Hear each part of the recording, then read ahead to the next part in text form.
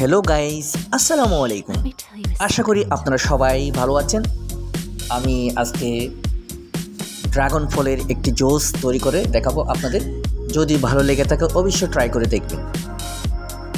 যার জন্য আমি প্রথমেই পাকা একটি ড্রাগন ফল নিয়েছি। ফলটা আমি কুচি কুচি করে নিচ্ছি। এখন ব্লেন্ডার করে নিব। এর মধ্যে ইউজ করছি 2 চামচ পরিমাণ চিনি।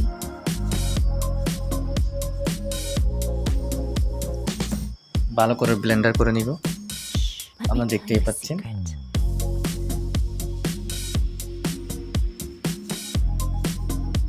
এখন ব্লেন্ডার করা শেষ। এর মধ্যে ইউজ করব 3 চামচ পরিমাণ ভ্যানিলা আইসক্রিম। আবারও ব্লেন্ডার করে নেব। আমার ব্লেন্ডার করা শেষ।